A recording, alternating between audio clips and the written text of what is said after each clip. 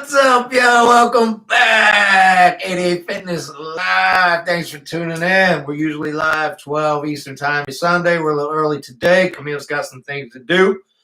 So we're here at 10:30 instead of noon. Today we're talking about eat like a bodybuilder even if you don't compete. Fat loss, fullness, and muscle gains without the stage. But first, updates. Y'all, we have some crazy updates for you. We're super excited. What is our update today, James? the big one, baby, 10,000 subscribers. Yes. Thank you, each and every one of you, for the support. We appreciate you so much. It's been a long ride, a long journey, a lot of work, and it's finally paying off here. We got 10,000 ready to rock and roll. Yeah, and most of you have already caught on that tune in every week. 10,000 subscribers means we're going to go live with the drop shipment very, very soon, you guys. We have some samples they're actually doing this week, and as long as those come back and they look good, we'll send the link out to everyone, and you'll be able to order your 88 Fitness Training apparel finally. Oh, yeah, that's the big update. Come on. Yeah, for sure. Other than that, it was a great week. I, to my surprise, lost 3.6 pounds. You guys, I don't know how this happened. I really don't, because I added calories in. I did like a crazy cheat meal that, previous Saturday. So, I guess just the reduced stress of not being in contest prep and all that really did something there. So Fantastic. yeah. Hey, if you can eat more and stay the same weight, you're doing all right. Yeah, absolutely. But today, I think it's a pretty fun topic because we're going to get into more of like the bodybuilding lifestyle and how do you eat like a bodybuilder. Last week, if you guys tuned into live, we were talking about the differences between weightlifters, your general health lifters, and bodybuilders. And what we realized is that most of our audience really identifies as a bodybuilder. Yes. And hey, Big T. Big T's on. What's up, Big T? Welcome back. Yeah. And so what we said is, our definition of being a bodybuilder is that you have to at some point get stage lean. So maybe you didn't get to the compete part, but you at least got to stage lean. And if so, then you really are a bodybuilder. And so we figured, hey, let's keep going with that topic. Let's talk about how do you eat like a bodybuilder then if you're identifying as a bodybuilder. Speaking of eating, there's one more update. If y'all didn't see it, this is my last week at 1,900 calories, and I cannot wait. I'm going to eat some food, and I'm ready. Yes. Big T, I don't know if you saw it or not, but Gary Keats won the Night of Champions in Baltimore last night. The amateur show. He's not a pro yet, but he won the amateur in classic physique. That's very good. I wonder if he'll make a North American appearance. I hope he does. Yeah, I hope he does too. Gary Keats, an old buddy of mine. Big T knows him. We used to work together at Gold's Gym 100 years ago, and him and I are the only two still competing. So I hope he does well. I hope he makes it. He's for sure good dude, and he's been bodybuilding for a very long time. Yep, he said yes, he did. Congratulations to Gary. Yeah. No, gamer, what if you're fat? How should I eat? I have muscles but don't want to gain more fat. Yeah. Yeah, that's a great point, right?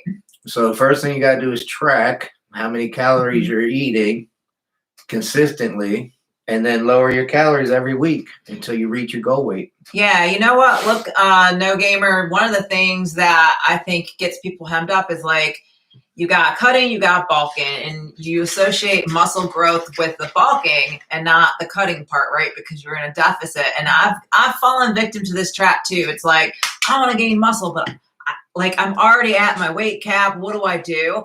And the thing that you should probably do is strip away some of that excess body fat and start again with the caloric surplus, because what really matters for muscle gain is the intensity of the workout. Regardless of caloric surplus, deficit, whatever, if the training intensity is there, you're still able to build muscle. Yeah. So again, if you need to, I would throttle the diet back, go into a deficit, strip away some of the excess fat, and still keep that training intensity high. And then at some point, you can flip back to eating the caloric, maintain, or surplus. Yeah, and if you're fat, you're never going to see your muscles, and you're never going to see your gains anyway. So lean it out. Check it out. Yeah. Chris, congrats on 10K. Thanks, brother. Appreciate your support. Appreciate all you guys. Yeah, absolutely. Big T, James, that Gaspari Assault pre-workout's a good one. Gets me fired up. Outstanding. Yeah, that's my favorite one, baby. Yeah, I want to hear from Chris too, because he went out and got the Gaspari after that one live video. So how did you like the Gaspari pre-workout, Chris? Drop us a comment in there. So yeah, not every bodybuilder gets up on stage, but every great physique really does start in the kitchen, you guys. So today we're going to kind of pull back the curtain and what it really means to eat like a bodybuilder. Maui, hey guys, finally made it to the house. Yeah. Welcome back, Maui. Appreciate you. So yeah, in fact, this Wednesday, if you tune in, James and I have a full day's worth of eating video for you. You will see kind of what I ate, being in an extreme caloric deficit a few weeks out from the show because we filmed it a while ago. And you'll see what he's kind of eating in his, I'll call it like a maintain, because that's really where he's at, not necessarily like huge deficit. So definitely check that out. I think it'll be kind of interesting to see the differences between what like an IFBB would eat at a maintain, what an amateur would eat kind of leading up to a show. So I think you'll like it. So when we talk about being a bodybuilder and being stage lean, you're going to see what Camille ate. Yeah. And if you can't do that for weeks on end, don't call yourself a bodybuilder. Yeah. But, you don't need to prep for a show necessarily to have that kind of contest level strategy. I think you can use the model that we're going to present to you. If you're looking to lean out or whatever it may be, it just involves discipline, right? And you can still kind of hit that 70, 80%, effort and have that shredded look. The people getting up on stage, they got to put that extra, 20, 30% in to really achieve that look. But for the majority of you out there, I think you guys can get some really stellar physiques, with that 80% of the work Absolutely. of eating like a bodybuilder. Absolutely. 80-20. You can definitely get lean. You can definitely look great, and you can definitely make gains. Big T just started training at Edge Fitness in Christiana, Delaware. Nice. So gym is closer to work. Fantastic, Big T. How you like it, baby? I hear a lot of good things about that gym.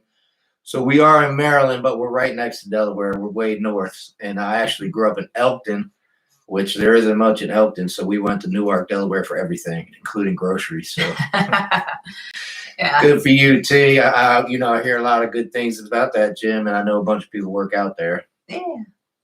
Very cool. All right, guys. So let's get into it today. Let's start with, I'll call them like the 5 rules for eating like a bodybuilder without competing. So these rules, if you follow them and you follow them well, they're actually going to really work to help you lose fat, stay full, and build that quality muscle that you're looking for. And no getting on a stage involved there. So first one is protein anchoring at every meal. Right. So you'll see when James and I eat, there's always protein in whatever meal it is. We're never eating some kind of carb without a source of protein in there. And our protein levels really never drop super duper low. We always keep them pretty modest to high at all times. I like the way you put it. Anchor your diet with protein. Yeah. That's the number one macro. Start with it. Make sure you hit it. Yeah. Even on my lowest calorie days, you guys, like I still was making sure that I was hitting my protein numbers. It was a must because it's going to help you preserve that muscle mass that you've built. And I mean, if you're trying to build more mass, you still have to have protein readily available to do that, to add that tissue. So It is important to anchor every meal with a little bit of protein. Mm-hmm. Now protein plus 100 grams less carbs, about 50 to 100 a day. Can I gain some muscles? 100 grams. Are you saying you're eating 100 grams of protein and just doing less carbs? Can I gain muscle? I mean, so as long as you are eating enough food and it's not like an extreme deficit, you're gonna gain muscle. Again, it's more about the training intensity. Thank you. Yeah. Muscle's not made in the kitchen. Recovery is made in the kitchen. So you need to disassociate the two. Right. And then you need to hit your intensity levels. Forget about the diet. Hit your intensity levels and then focus on your diet afterwards. Feed your body what it needs. Right. But if you're not in the gym hitting your intensity levels, I don't care how much protein you're eating. You're not going to gain muscle. It's not going to work. Yeah, that's a good point. Very good point. Dave and Buster, welcome back, Dave. Congrats, 88. Thank you, sir. Appreciate it. So, Maui, I think I have a calorie deficit. You need to know, Maui. yeah, a good way to know if you're in a caloric deficit is to track how much you're eating, and then are you losing weight, staying the same, or gaining weight? If after a couple of weeks of eating what you're eating, your scale's trending down, then you are definitely in a caloric deficit. Yep. Yeah. And this is a science part. So bodybuilding is a science and an art. This is the science part. And if you're not consistently tracking your calories, you're not doing the science part. Right. Yeah. So yeah, with protein, you know, I always try to eat real food for my protein sources and just augment with protein powder. I think a lot of people maybe have a reliance on the protein powder to hit their numbers. If you can eat it, it's always better. I know James does very little whey protein these days. He's mostly getting his protein from the food he's actually cooking, which is better. So. I rarely have a protein shake. I will if I have to, but it's very rare. Mm-hmm. No gamer. So my target weight is 225, 230. I have a long way to go. I'm 375. Where should I start with diet? Should I eat around 2,500 calories? Take in more protein? The science part is hard. So simplify it, brother. Once again, track. Right. Just track for a week. That's all you need to do. Track what you're eating for a week and then subtract 200 calories from that. Yeah. And continue to do that every single week, right? That's not hard. Yeah, so that's pretty easy, right? A misstep would be to arbitrarily say I'm going to eat 2,500 calories, because let's say you're actually eating 4,500 calories a day or something like that. Well, then you did a extreme deficit, and your body will not respond well. Even if you like maybe lose 10 pounds in a couple weeks, it will stall out because that was too big of a drop. So again, change nothing in your diet. Just write down in the book, on MyFitnessPal, whatever it is, what you're eating. And then like James said, subtract, 200 to 500 calories from that number. And then you're in a deficit. And let's go back to the around 2,500. We don't want around. We want to know what you're eating. Track it, baby. Everything you eat, just track it. MyFitnessPal is free. Just put it in MyFitnessPal. That's all you have to do is track it. Don't change anything. Track it, and then subtract 200 calories. All right, Maui, I've been losing weight about 6 kilograms in 3 or 4 months. I'm not sure what a kilogram is. 13, about 13 pounds or so. 13 pounds, 3 or 4 months. You're definitely in a caloric deficit. Yeah. Yep. You're doing great. Yeah, that's a good way to And look. you're still feeling strong. That's fantastic. That's the key. Yeah, that's awesome. Yeah, you're 100%. If you're losing weight like that and consistently for 3 to 4 months, you're in a deficit. Yeah. So, yeah, guys, get the protein in, add different seasonings and spices to make it interesting. It doesn't have to be bland or boring. Yeah, remember, spices don't have calories, most. Yeah, but look, make sure you look, because a lot of your like McCormick's, if it's like hickory, brown sugar, bourbon, whatever, like it has sugar in it. Brown sugar in it. Be careful with your seasonings, but it doesn't have to be boring. And definitely for every meal you're having, make sure there's actual protein in there and you're not just eating carbs. So that was number one, rule number one. Rule number two is nutrient timing for lifters. You guys, we're bodybuilders. We got to be strategic about when we're giving ourselves the nutrients. So, for instance, there's opportunities. You got opportunity pre-workout and you've got opportunity post-workout. So, for instance, I like taking creatine before and after workout, right? So, I feel like having the creatine before gives me a little more endurance for whatever reason. Post-workout, your body is in a prime position to absorb nutrients. So you can push creatine at the same time you're pushing your protein and the like. So, be strategic about it. I'm going to add to that. If you're eating simple carbs, you're going to eat them post-workout.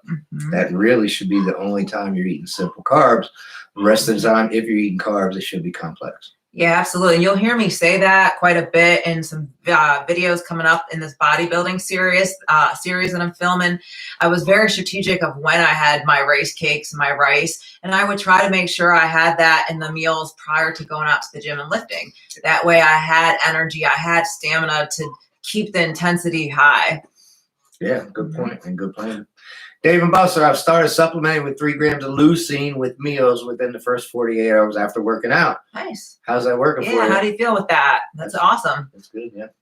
Maui, I have tried that creatine before and after. Nice. Highly recommended, and a lot of studies are coming back. The recommended dose used to be 5 grams. A lot of studies are coming back saying, no, you need 10 grams. Yeah, now that I'm post-show, I actually bumped up to 10 grams. I've been doing 10 grams as well. Because I was just doing for my post-workout, I would do some creatine. Now I do it before and after. So yeah, I feel good. I feel strong. My lifts are going back up, which is good. Yep. So that's good. And Will got the question. So do you take 2 5-gram servings of creatine a day? Yes, sir. Yes, sir. She does it before and after. I do 10 before, and then I actually have 5 in my pre-workout. So I'm doing 15 grams. That's a bit much. All right, Maui. Now I use 5 grams and after. Nice. The same thing. Yeah. And then, the whole myth of 6 meals a day is like the way to do it. That's not really true. I mean, I think more so it's important of like, you got to be intentional with your structure. And why are you doing your structure the way you're doing your structure? It's not about, hey, have 4 to 5 meals throughout the day or have 6 meals. Like I've seen it work a lot of different ways for different people. You just have to be intentional and then consistent with how you're structuring the nutrients in there. Yeah, and I'm add to that. I used to eat 6 to 8 meals a day, and it was very stressful trying to get those meals and time those meals and get them in, eat them on time, et cetera, et cetera. Man, I cut it back. I eat 3 to 4 meals now, and I don't stress. I mean, guys, he would be like, it's noon, pull the car over. I got to hit my meal in the lunch cooler. Like he was so like regimented about it. But one of the reasons that he was like that, it was a lot of research at the time saying that you could only have so much protein in one sitting, and any more than that, and the body would just pass it out. And that's come back false, where you can have a lot more protein in one sitting. So now he doesn't have to have so many incremented meals anymore. Yep. Mm-hmm. Angel's back, and welcome back, Angel. I'm late, but I'm here. Good morning, 88. That's all right. At least you're here, Angel. Appreciate you, brother. But yeah, another thing with the nutrient timing, there's a lot of questions like, should you eat carbs before and after training when cutting? Oh, I jumped the gun on that one. Yeah, I mean, I think so. If you can get away with that, like I think so. 100%. If you can afford it in your macros, that's the time to eat them. I mean, now when I was getting ready for the stage, there were times where I did have to do an early morning session followed by cardio. In that case, I actually would work out fasted because I wanted the benefits of doing the fasted cardio. I didn't want to have a heavy meal in my stomach and then have to do that. But 90% of the time, I would train at lunchtime. So I would make sure that I would either have breakfast and lunch and have carbs so I could train properly in that afternoon session. Will, who did that research? I'd be interested in looking more at it. I would say Google it, brother. I have no idea who. Yeah, I can pull out some links for you, but it's been all over the internet if you look it up. Maui, I found out that creatine helps anxiety on top of everything else. There are a lot of benefits to creatine. Cognitive ability, beyond muscle building. You got cognitive ability, lowers anxiety, all kinds of good stuff from the creatine. I can't recommend creatine more. Mm-hmm. Absolutely. So yeah, rule number 3 is, pay attention to the volume of your foods because it helps with hunger control. So, a lot of the times you'll see me eating a lot of your leafy greens with my meals, like whether it's spinach, arugula, whatever. Same with dinner. You'll see me eating a lot of like broccoli and stuff like that because it helps fill you up and it's high volume. You can eat a whole lot of salad, you guys, for not a lot of calories. So it really helps to fight that kind of hunger if you're, getting hungry. Yeah, there's a whole bunch of tricks to the trade. That's one of them. Big bowl of cabbage is another one. I mean, et cetera, et cetera. Even like foods like oatmeal, rice cakes, they're very filling. And you know, they have fiber and stuff in them too. All those things that we're talking about, which really helps with satiety and that feeling of fullness. So yeah. All right, No Look Gamer, what's your advice for people working with a strict budget? That is tough. For me, it's like you got to track the sale papers and like, especially with the proteins, right? Like that's what adds up. Like when James and I go to the grocery store, it's always like the steaks, the ground beef, the chicken that's costing all the money. So if you can take the time to look at different grocery stores and see who's got it on sale, or maybe you buy in bulk. A lot of times your local butchers are actually cheaper than going to like your chain grocery stores. I got good news for you, No Look Gamer. Whenever her and I are leaning out or cutting, the grocery bill is a heck of a lot lower than when we're bulking. So if you want to lose weight, you're going to spend less money at the grocery store. Good news for anybody that's on a budget. A budget. For sure. All right, Dave and Buster, I just take creatine once a day. My understanding, it has a loading phase, just like beta-alanine. They have slow absorption. The stuff you take today, your body uses days later. That is correct. That's why you need to take it every single day. Every 24 hours, you need to take creatine because it's slow and it absorbs slowly, just like Dave and Buster said. If you miss a day, you don't necessarily have to load, but don't miss a day. Yeah, for sure. Maui, eggs, cottage cheese is not so expensive. Well, eggs got expensive for a minute. Yeah, they were out of control. People buying like $10 a carton for your eggs. But they're a lot better now, so that's good. Yeah. Tuna is cheap. Tuna is cheap. Tuna is cheap, guys. Yeah, that is true for sure. Other tricks for like feeling full, like your sparkling waters can help, you know, stuff like that. Be careful with any kind of sugar-free products. Yes, it's enjoyable. You can eat them, help you feel full, but too much of anything is not a good thing either. Yeah. So yeah, I think that's number 3. Just focus on eating foods that are high volume. It really helps when you're trying to diet down. Henny's on. What's up, Henny? Thanks for tuning in. Yeah, Henny's 3 weeks out from a show, you guys. She just had a really grueling leg session a couple hours ago. So hopefully she can walk right now. And Henny met Big T last week. Oh, yeah, cool. It's nice to see you got local folks on here. Number 4 is tracking. You know, like you're tracking to help you adapt and reach the goal. It doesn't need to become an obsession, right? So yeah, I'll just put it at that. So I like using MyFitnessPal. I am kind of an obsessive person, so I enjoy it. I enjoy the control and tracking precisely. James is a little looser, but still uses MyFitnessPal. I think it's a lot better than keeping a manual log, but if you don't like apps and whatever, just grab a notebook and just jot down what you're eating, the serving size that you're eating. So at least you're consistent with that. You have to track. I mean, how many questions did we answer with track? Just start tracking your calories. Just start tracking. Just start tracking. You have to track your calories. If you're not tracking, you're throwing darts all over the place, guesswork, right?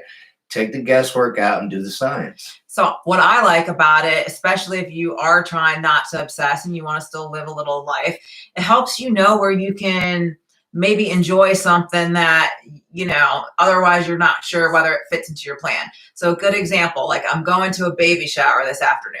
I know they're going to have cupcakes, cookies, whatever. So by tracking, I'm able to build my whole plan and then leave room in it for those items, right? So I'm still on plan, but I can enjoy a little bit of life. But without tracking, I have no clue whether I can have that or what do I need to eat prior to that or after that. So just makes sense. Good point. And you can plan for it. Maui in Finland, €5 for 15 eggs. That doesn't sound expensive, but I don't know what a euro converts to. You could always buy a chicken if you could keep a chicken there. Then you got eggs for free. You just got to feed the chicken.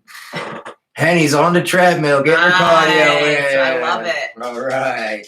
I love it. Yeah. I remember, I was young once and I was very broke.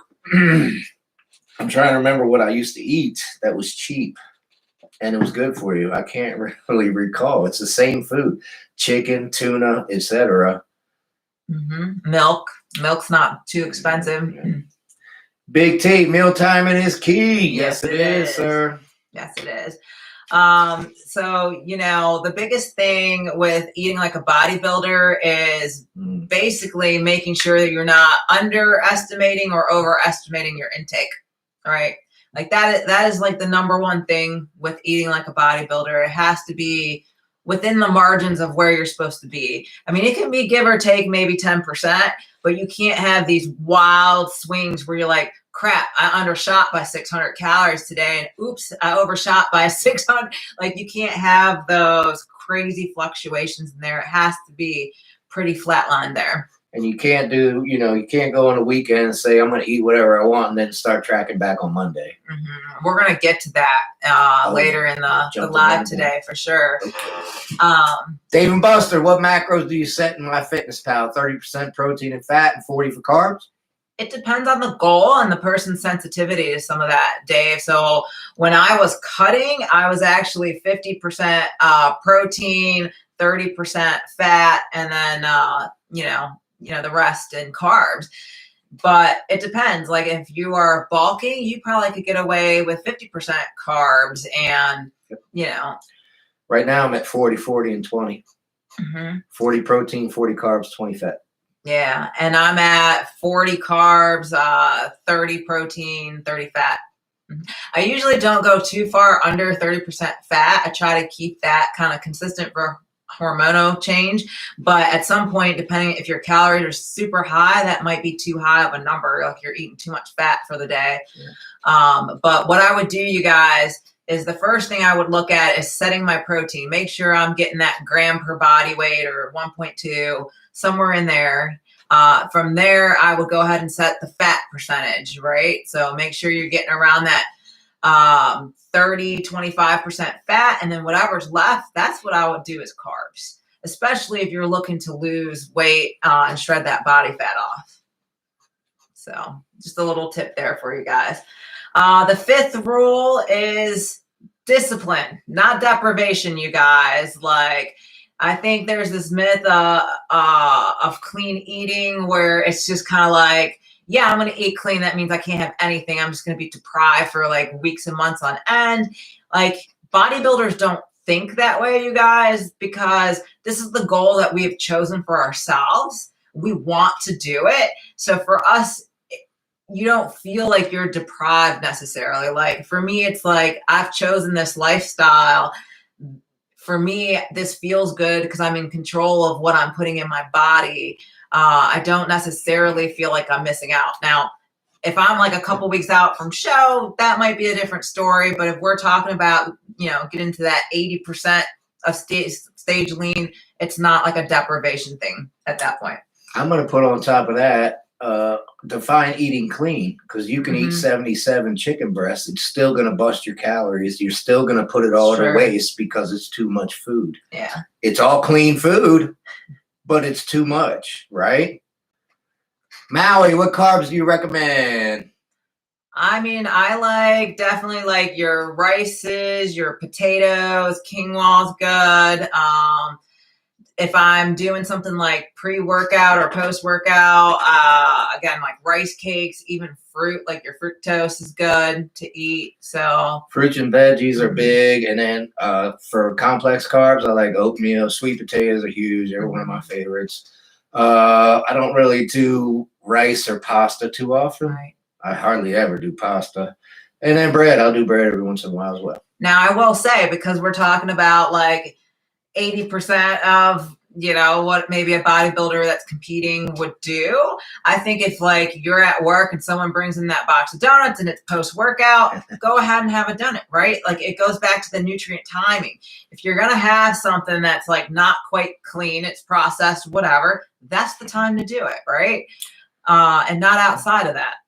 Yeah, and you all know that I'm at 1,900 calories, and I actually did that this week. Every Friday, somebody brings something to work, so they brought sticky buns in. So I brought my burger in with no bread, knowing I could have a piece of that sticky bun with my burger instead of eating no bread. Good stuff. All right, guys. And it was post-workout. Yeah. So he was strategic about it. He tracked it. There was that.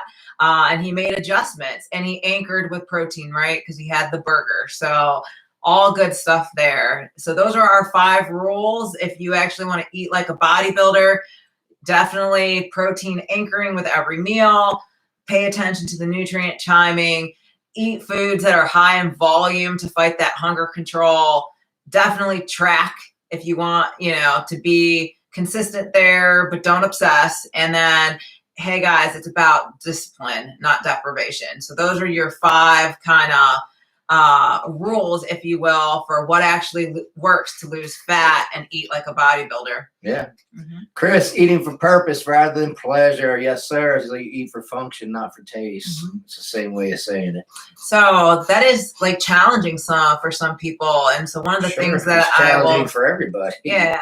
Don't think I don't want to eat that whole tray of sticky buns, because I do. So I just have the discipline, and I know that's not going to help me function. It's not going to help me perform any better. So one of the things I tell my clients to tell themselves is like, it's not that I can't eat the sticky buns. I'm choosing not to eat them right now.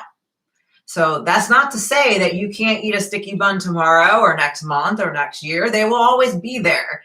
It's not that you can't have it. You're choosing not to have it today. And usually if you tell yourself that, you're like, okay, so it's not that it's off the table. I'm just choosing not to have it right now. You feel like more at peace with that decision, and they can get past that craving or whatever it is. So it's just a tip, a way to think about it. Yeah, I mean, repeat what you said earlier. You chose the bodybuilding lifestyle, so be happy that you're not eating that sticky bun. Hey, I'm a bodybuilder. If I want to look like everybody else, I'll eat that sticky bun. But I want to look like a bodybuilder, so I'm not eating that sticky bun. Yeah. All right, so we're going to move into a new section here. We're going to talk about some of the common pitfalls and why most diets fail for those trying to live that bodybuilding lifestyle.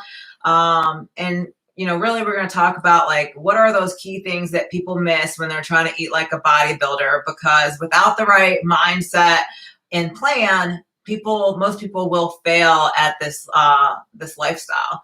The number one thing I would say is over restriction. A lot of people are like instantaneously all or nothing. Yep. And I see it all the time when I start working with new clients. It's like, okay, Monday's coming. Everything's out of the pantry. I'm starting this crazy diet. Like, it's overly restrictive. And that usually sets you up for failure. Yes, Angel, you can't out-train a bad diet. You are 100% correct. So many people try to do that, and they cannot. Yeah. You will not out-train a bad diet. For sure. So yeah, my advice, if you're trying to live that bodybuilding lifestyle, like bodybuilders build habits over time, you guys. And then we practice those good habits that we reestablish, from the bad habits. And then we repeat over and over and over again. So instead of saying, hey, Monday's it, I'm like, convert to this clean diet, choose 1 or 2 things and change that and dial that in and focus on that. And then when you've got that locked down for a week, 2 weeks, be like, what's the next thing I can clean up and change? And if you stack enough of those together, all of a sudden it's not this crazy, like overly restricted thing. Like it's an easy transition. Yeah, and you said it, it's all or nothing. And what happens over and over, and I'm doing this 26 years, and what happens over and over and over is they go all and then burn out and then nothing. Go back to the pizza, burgers, and they're not dieting, not tracking, not doing anything. And they only lasted 3 weeks at 100%. Right. Right? Yeah. So ease into it, like she said. Don't try to out diet yourself 100 pounds in 1 week. It didn't take you 1 week to gain that 100 pounds. Keep that in mind. So it's going to take you some time to lose that weight as well. Yeah. Big T, that's why I love a 90-10 diet. Allows you to enjoy 10% of whatever, and the rest of the diet is clean. Yeah. That's great advice, especially for non-competitors. Yeah. Just be careful. It's like kind of easy to obsess sometimes over that, and take it slow. Don't be overly restrictive when you're first getting going. Because let me tell you, if you guys try to copy the diet I was doing that you're going to see on Wednesday, you try going to work and working a 9-10 hour day, you try to stack 3 hours of client training on top of that, and all the like, you're just not going to be successful, right? Like, it takes time to build to that level.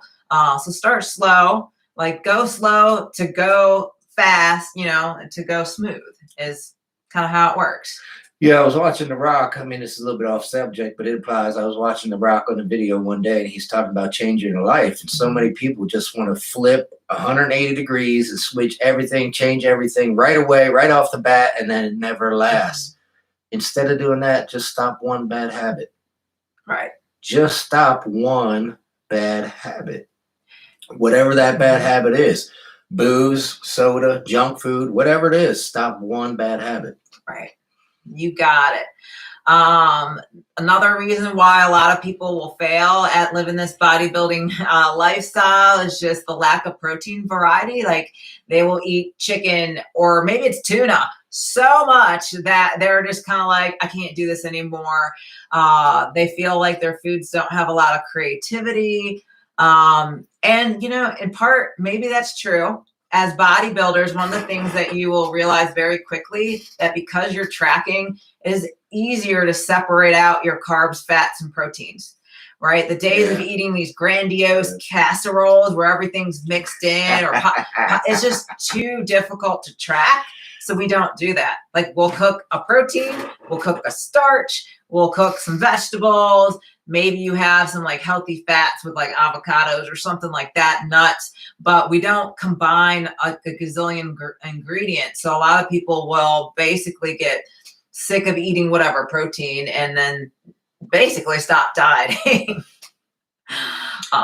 So we package our protein separate from the carbs. Mm-hmm. It helps, with planning and everything else, because if you want a meal with no carbs, you have it. It's not mixed together like a casserole, like she said.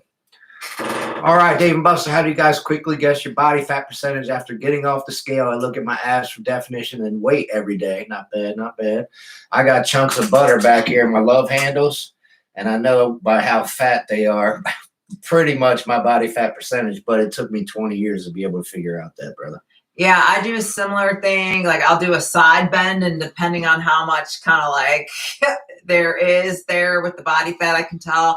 I can also tell looking at my legs, if I go to flex them and I am not seeing muscle separation, then I can kind of have a gauge of how much body fat I'm at. Yeah. So usually you'll be able to tell if you're trending the right way or not. The Vino's on. Welcome back, Vino. I'm an anomaly as far as to eating the same thing over and over and not getting tired of it. Good for you, Vino. If you didn't know, I eat beets every single day. I still like them, and I'm still going to eat them every single day. I'll tell you what, you guys, like when James and I first started dating, he thought I was crazy because I had like a chicken spinach salad every day for probably 3 years while we were dating. Like, I'm like, Vino, I can eat the same thing. I love the consistency of eating the same thing. It takes a long time for me to be sick of whatever it is. Depends on what it is. So if you make chili, I'm only going to do that about 3 times. Tacos, I'm only going to do that about 3 times. But you give me beets, I'm going to eat them every day. I can eat them every day. Depends on what it is. Yeah. The Vino, food is fuel to reach my goals. I have hobbies for fun. Food is not my hobby. Well said. Easier to track as well. Mm-hmm. Yes, it is. So yeah, with the protein choices, a lot of times if you prepare it a different way, it helps with the variety. So like, you can buy chicken breasts, you can buy them in tenderloins, you can buy ground chicken thighs. So there's different ways. So don't get hung up on a certain cut of meat. You can buy it different ways, form it in different ways, as well as spice it in different ways. And that helps with the variety, since you're not making those big, grandiose casseroles. Yeah. Will, is there such a thing as bad protein? This is a good question. Perhaps high protein, but the source is also high in fat. That's a good question. Yeah, I mean, what you will notice is, depending on your goals, certain protein choices will blow out your fat percentages. So like when I was about to compete, there was no way I could eat steak. right? Like real quickly, I would blow through my fat percentage and still be starving for the day. So, so yeah, it does make a difference. 100%. I mean, you can, I'm not going to say saturated fat's bad because it has its place, but you shouldn't eat it too much. Mm-hmm. And you're talking about a steak, which is full of protein, but it's also got saturated fat. And then you got shrimp, which is protein, but pretty much no fat. Right. It just depends on when you can eat it and how it fits into your macros, like Camille said. I'm not going to say steak is bad. I'm not going to say high-fat protein's bad. Just make it fit your diet, you know? Right. And Chris, how do you prepare your beets? Canned, cooked. So I prefer them cooked, but I rarely get them cooked. I love them roasted. When she roasted them, that's the best way to do it. But I eat them every day, so I just take them out of the can, put them in the container, put a little salt on them. I don't even cook them or heat them up or anything. I eat them cold with a little bit of salt. Maui, how about beef? We just talked about that. We just covered that. Beef is a good protein. It's got iron. It's got zinc. It's got a lot of creatine. It is a high-quality protein. Right. Just realize it is higher in fat than most of your other proteins. The vino beets help with vascularity. Yes, they do. They are a natural source of arginine, so they will vasodilator. They will swell your veins. Yeah, for sure. Another common reason a lot of people fail is just they are basically eating foods they hate. They're maybe copying a fad diet they saw on Instagram, but they're eating something they just can't stand. Like if you told me I had to eat beets every day, that's not going to work for me, right? Because I just don't like it. You're not going to eat every day something you don't like. That's not going to happen. You might be able to do it for a couple weeks, but it's not a sustainable lifestyle. I mean, a good example of that, right? Most of you guys know, like 3 weeks leading up to the show, I ate nothing but tilapia because it's one of the leanest proteins, highest, protein ratio there, leaves no trace in the GI tract. And I was trying to shed water and trying to hit, as lean as I could get. So I did have to sacrifice that and eat that for 3 weeks. But if you told me I had to do that for 3 months, it's not going to be sustainable. I'm not going to succeed at that because I just, for me, that's not my protein of choice. Dave and Buster, I plan my meals and I preload them into my FitnessPal first thing in the morning. I leave snacks open. The regiment helps me stay on track. Fantastic, I like that. I build mine the night before. So when I'm laying in bed, while I can't sleep, I'm usually building my FitnessPal for the next day. So you have to do it the day before or that morning. Otherwise, you don't know what you're eating for the day. And at the end of the day, you're scrambling around trying to fit everything in. So if you're doing it that way, stop. Do it the day before or do it first thing in the morning like Dave Buster does. Yeah. Henny, I take a beet supplement. Nice. I tried beet supplements. I couldn't do it, man. Real beets all day. Beet supplement, I couldn't do it. It was. So one of the last reasons why people fail, and I think Angel alluded to this, is you can't outrun a bad diet, you guys. Like you can't just train harder. You really do have to eat smarter, right? So just keep that in mind. We have a lot of clients where they'll be good all week, getting their workouts, eating right. And then the weekend comes and they just completely obliterate all the work they did. They completely overshoot the diet. They're eating so far into a caloric surplus that they can't rebound from that. So they're adding a lot of excess body fat. The alcohol affects the performance and all sorts of stuff. So this is extremely common. And I forget who we were talking about this morning with somebody. You're not hungry. You're bored. Through the week, you keep it tight because you're busy. You're regimented. You're at work. You're running. On the weekend, I'm stretching out. I'm sleeping in. I don't wake up hungry Monday through Friday, but for some reason, I woke up hungry on Saturday and Sunday, right? No, you're not hungry. You're bored. For sure. Jet. Yeah, I'm going to eat big on the weekends. The vino, I haven't used a tracker in a few months. One of the benefits of eating the same boring diet every day. And the vino's right. The vino's right. That's why that can work. Like if you are very consistent, you can work. And I'm going to repeat what the vino said. It's a lot easier when you're eating the same foods to track and even not track. If you are seriously eating the same foods every day, you don't need to track because you know what they are. Right. Dave and Buster, get the freshest veggies you can for nutrition. I go to the farmer's market. There is a difference. You are correct. For sure. If you don't think so, get a tomato from the grocery store and then get a tomato from the garden and taste the difference. Yeah, one will taste a lot more watery versus, you know, whatever. But so going back to what Jet said, likes to eat big on the weekends. So in some degree, bodybuilders can get away with that if they're strategic about it, right? So that means you probably went a little lower calorie-wise during the week, so you could go a little heavier on the weekend. Now, I think that can work for a bodybuilder with the caveat. If, as you're logging your workouts, you start to see that dip in strength during the week, it's probably because you're too low during the week because you're saving it all for the weekend. So my advice is as long as your strength is increasing or staying the same, it's probably okay to do that with your diet. But if it's impacting the intensity of the workout, I would get rid of it and just bring those weekend calories down. Maui, I find that nuts are an awesome snack. I agree 100%. They're protein and healthy fats. Most of them are very low in carbs or no carbs, but they have protein and healthy snacks, and they're good. You gotta measure them though, guys. Yes, like measure them. Or buy the big container and then prepackage them in Ziploc baggies, because it is way hard to like stop eating them if you crack that jar and you're like, I'm only gonna eat 6 of these. Yeah. Next thing you know, you ate like 2 cups worth of nuts. So get a Dixie cup or get yourself a measuring cup and do a quarter cup. For sure. So yeah, so those are the common pitfalls or mistakes that people make. They either start right away being overly restrictive. They either, you know, maybe lack that protein variety, so it causes burnout. They're trying to copy somebody else's diet and they're using foods they absolutely hate. Or they're trying to outrun the bad diet. And I would say outrunning the bad diet is like the #1 mistake that they make. Yeah, you can do it. Mitchell, welcome, Mitchell. Good morning. How do you guys feel about eating whole grain sprouted Ezekiel bread at moderation, of course? I love Ezekiel bread, and talk about like satiety, like that compared to just a regular slice of bread. I'm going to feel a lot more fulfilled there with that. So I think it's a good choice. It's something that when I build meal plans for a lot of folks, I will toss that in there in like their breakfast meal or something like that.